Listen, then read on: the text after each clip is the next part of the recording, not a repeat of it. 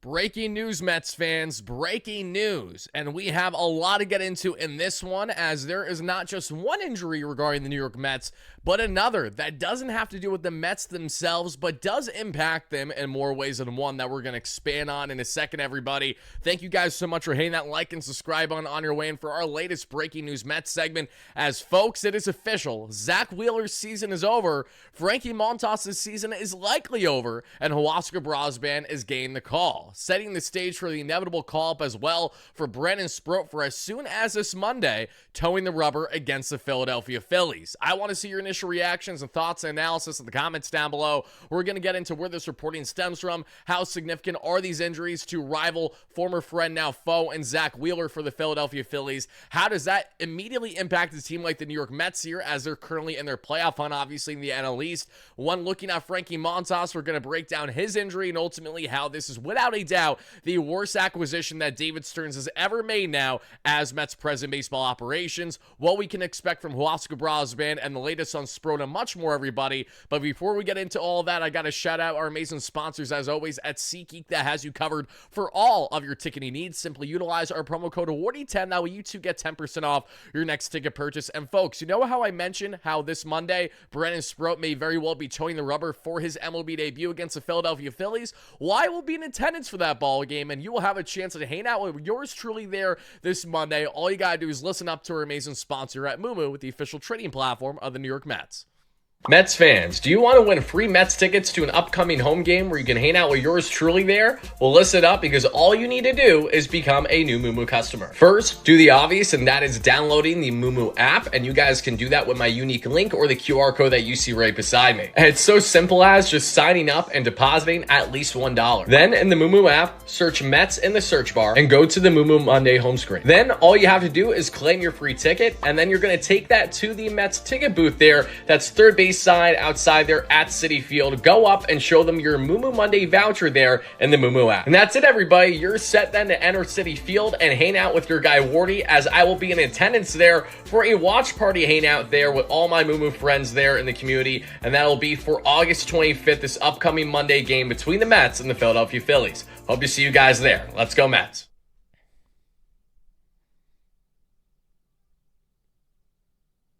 Alrighty, folks, let's get right into this. And again, cannot wait to see so many of you amazing Mets fans at Citi Field to hang out together there, thanks to our great friends at Moomoo. But the news broke over the past hour at the time of this video first dropping, before the Mets get kickstarted for their second game of a three-game set in Atlanta against those Braves. And as you guys see along with me, let's begin here with the following. Let's begin here with what actually pertains to solely the Mets. And that has everything to do with Frankie Montas and Huascar Brazoban now on the shelf, or I should say Montas is on the shelf, but Brazoban is going to be the immediate call-up. So, knee-jerk gut reaction to this, far from surprise. Breaking news, everybody. Frankie Montas has been placed on the 15-day injured list. What's really going to probably be the demise of his remainder of the 2025 season with a UCL injury. You know, guys, when you have a UCL injury, specifically to your right throwing arm, the odds of that being a good thing are usually slim. And Frankie Montas, who has been nothing short of an absolutely horrendous pickup by David Stearns and this Mets team since they signed him entering the season, has already dealt with his fair share of ailments, as he came into camp clearly out of shape, was down with injury after throwing one solid bullpen in spring training, was out for multiple months. Since returning the Mets after having a month-long rehab of playing not good baseball, he continued to play, yes, you guessed it, not good baseball. Over the past week and a half, Montas has found himself moved out of the Mets rotation and is now in their bullpen. But now that Montas is on the shelf with the 15-day IL, guys, it goes without saying, I will be genuinely shocked if Frankie Montas plays another game for this New York Mets team this season, because it has everything to do with the fact that the Mets needed an easy way out to get rid of him. It's as simple as that. Outside of the obvious in DFA and needing that contract, the Mets have been trying to figure out a route to get Montas away from this club as much as possible, after he continued to show that he simply does not have it. Doesn't have quality put-out pitches, does nothing proper on the mound. It truly feels, unfortunately, for his sake and for us Mets fans. And now the reality is that with Montas dealing with a UCL-related injury, he very well could be getting Tommy John surgery for all we know. So while there's still things uncertain in regards to his injury status, what is known is that he's going to be out for at least the next couple weeks. And knowing that there's just over a month left this season, if I'm a betting man, I'm going to go ahead and say that, yes, you can bet on the under on that being in Frankie Montas playing games for the Mets this season. I do not think it's going to happen yet again, barring changes because I just relayed your way. Now it opens the floodgates, opens the door rather for Huascar Brazoban, as we know, and Brazo, who initially started the season so strong for this Mets team. He there, as well as Max Kranick, were two vital pieces in this Mets bullpen, leading to success the first couple months of the season. But Kranick, unfortunately, went down there with another reconstructive Tommy John surgery, as well as what we saw there. And now Huascar Brazoban, not so much with the surgery, but more so in the inconsistencies.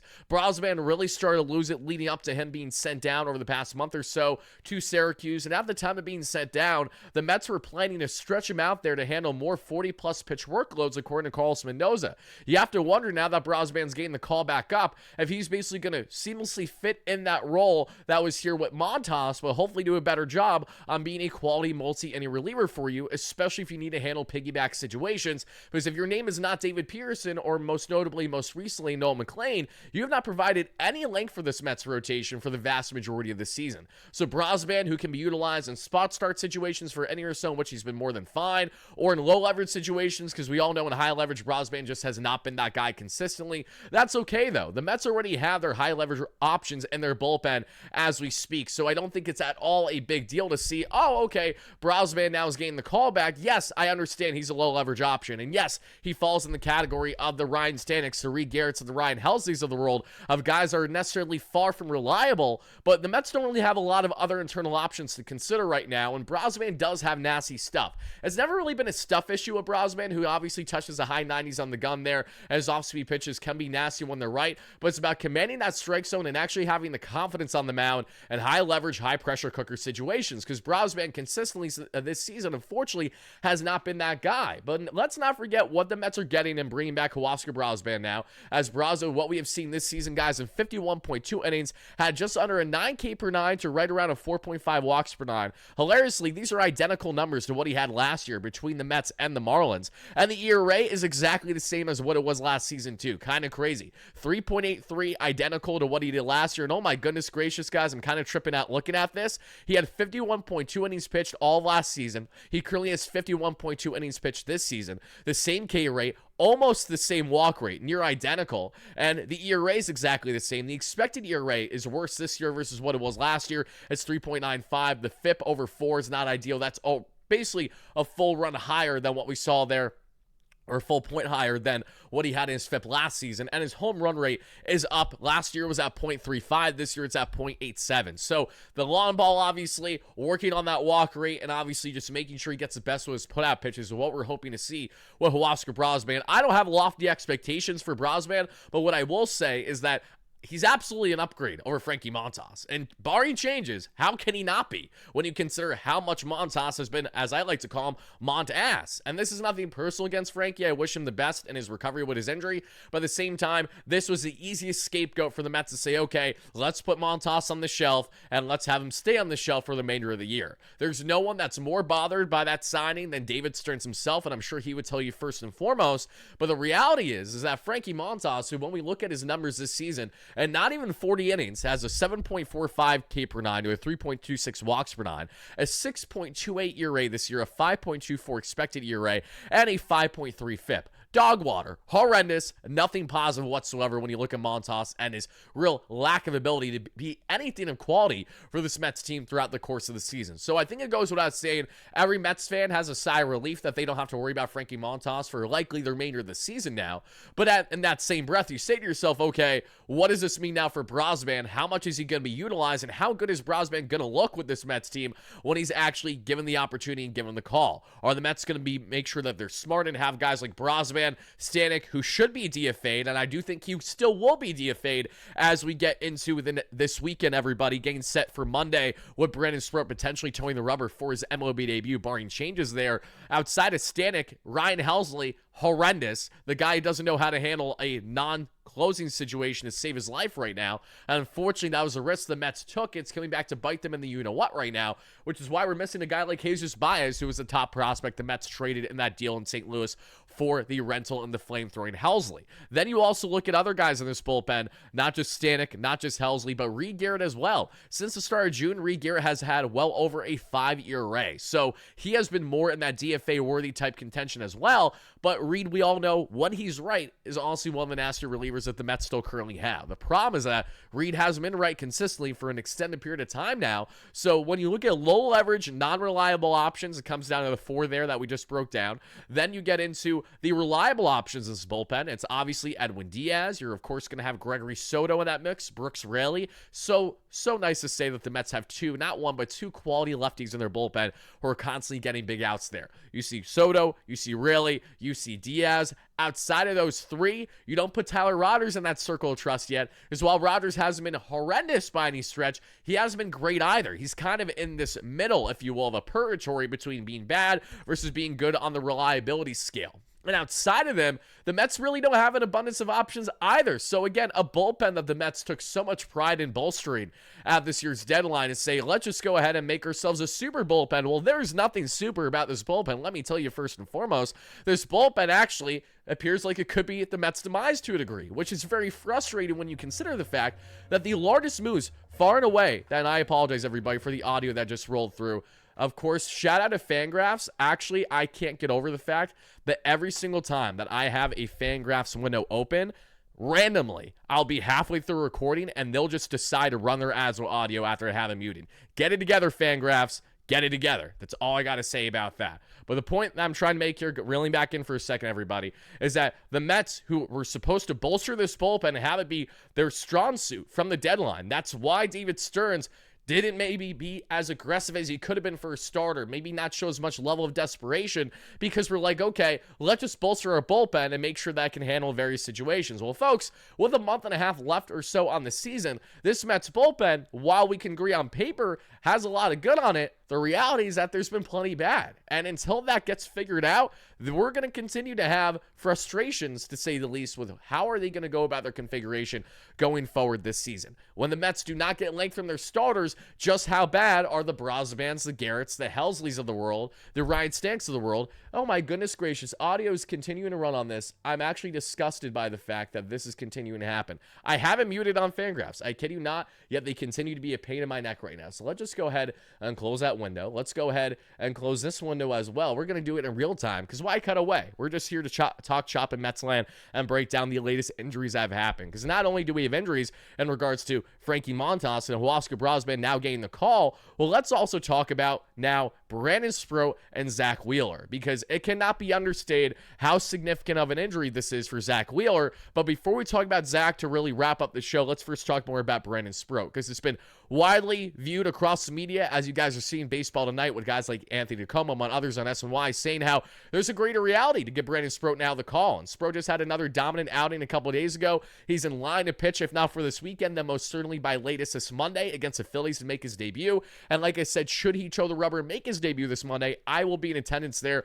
with all of our other amazing Mets fans, hanging out with myself, thanks to our great friends there at Mumu, the official trading platform of the New York Mets. But Brandon Sproat is a guy that I think is deserving of the call. He's not getting any younger. He's turning 25 if he hasn't already there as we get into early fall. And it's prime time to consider your flamethrowing top pitching prospect option now more than ever. Because you don't just stop there with Brandon Sproat. You say to yourself, give Jonathan maybe 1 or 2 more starts at absolute worst in AAA Syracuse and bring him up as well.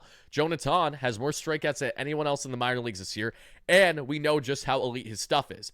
The Mets, what we have learned from Nolan McLean in that quick call-up, is that a quick call-up could completely change the direction of your rotation. And Nolan McLean has shown in real time, just through 2 starts, that he is arguably the most reliable starting pitching option that the Mets have to turn to already, with the exception of David Pearson. And that is telling, of anything, it's to continue to consider your other top pitching prospects, because the Mets have an abundance. It doesn't just stop at Nolan McLean. The Mets have 3 at least top 100 MLB pipeline pitching prospects in McLean, Brandon Sproat, and Jonathan. Ton looks like the cream of the crop between all of them in the sense that he has the highest upside potentially, but McClain is no slouch. He's a spin rate darling, as you guys are seeing the highlights beside me. He's just simply unfair in how good he looked, especially in his latest start there against the Atlanta Braves this past night and the Mets' big 12-7 victory. But Brandon Sproat is a guy that's no slouch, has ridiculous velocity, and is a guy that I think is deserving to be at minimum utilized in a piggyback situation with one of these Mets starters that doesn't provide too much length, which again, if your name is not Peterson or McClain, you fall in that regard. Whether you are a Clay Holmes, whether you are going to be a Kodai Senga,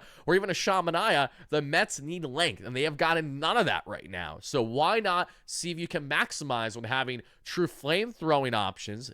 Inexperienced, yes, but guys that haven't gotten a look at it at major league level, which means the batters haven't seen them yet, and it's a perfect time to really try to throw off these guys towards the end of the season and see if you can utilize any of these guys should you make postseason play. It's now or never in the sense of seeing what you actually have internally before it's too late. We know David Stearns is one to sit on his hands until the rookie eligibility status is no longer an issue, which was going back to August 15th, but we're also witnessing in real time how stupid that decision was by David and this Mets organization. I'll stand by that. As someone who's a heavy David Stearns advocate and likes Carlos Mendoza, I'm going to call them out when I disagree. And this is something that I've disagreed with since the start. Noah McClain should have been called up at least a month and a half ago. He's proven all year long how consistent he can be. And the reasons as to why they didn't call him up are not justified enough. I'm sorry. I don't care about rookie eligibility status. I don't care about club control on if it's 5 or 6 years. I don't care about the likelihood of the comp pick that you could land should that pitcher go out and win, say, rookie of the year or something along those lines. What I care about is winning right here, right now. And that's the mentality that this Mets team should have.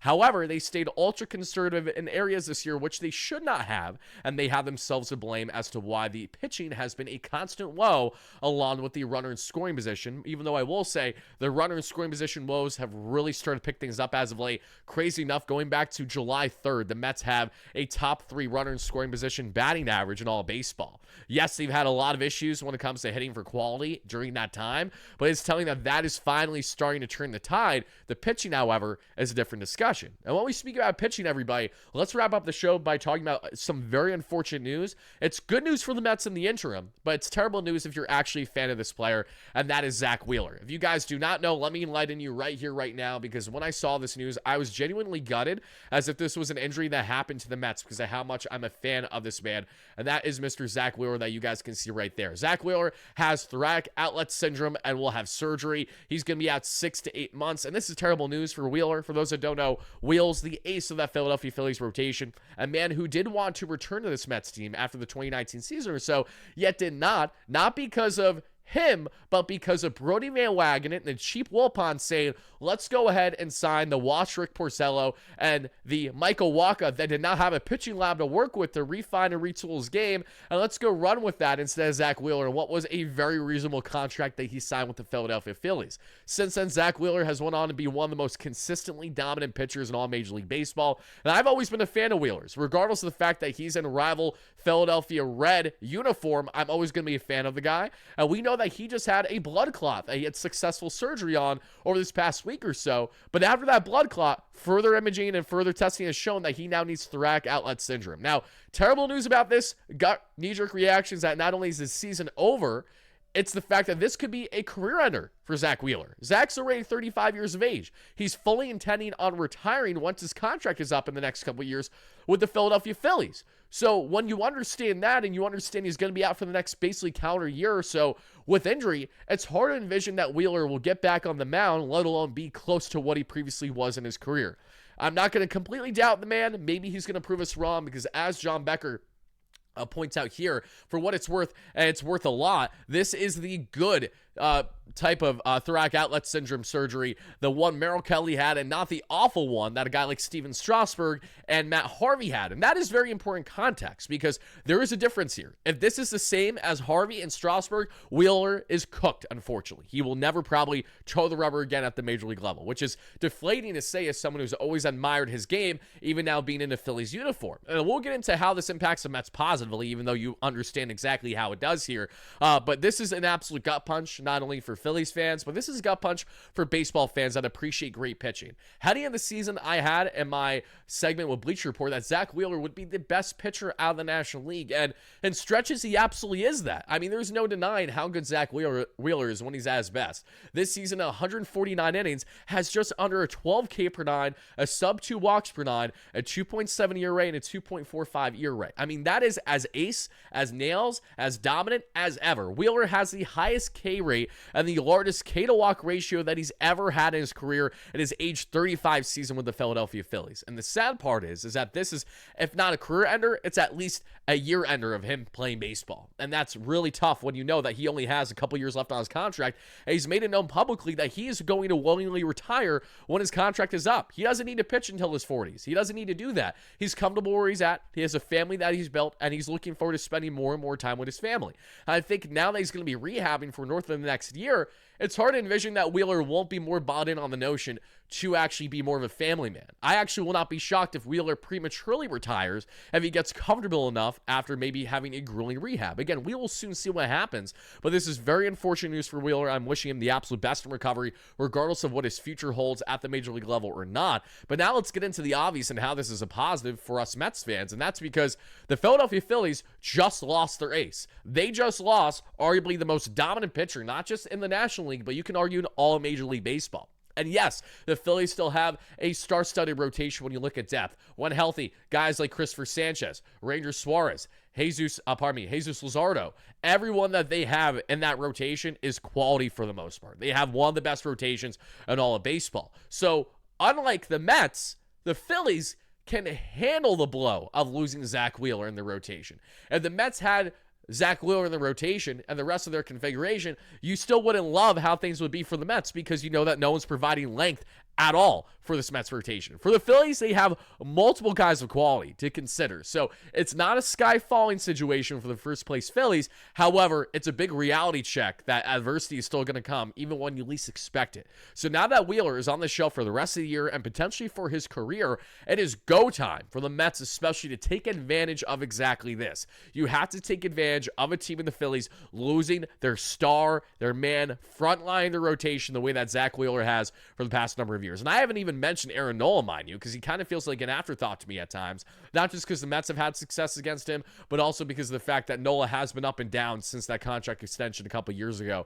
Regardless, they have all the pieces to say that they're still going to be competing hard, but now there's a little bit more of a window. That little gap, that little advantage could be a difference maker for this Mets team if they go out and take advantage of it. So what do? They have to go out and best the Phillies in this upcoming series starting Monday. They have to at minimum win 2 out of 3, the same way that they need to go into Philadelphia there as we get into our first or second weekend of September. And I'll be in attendance for one of those games as well because I'm not far from Philly personally.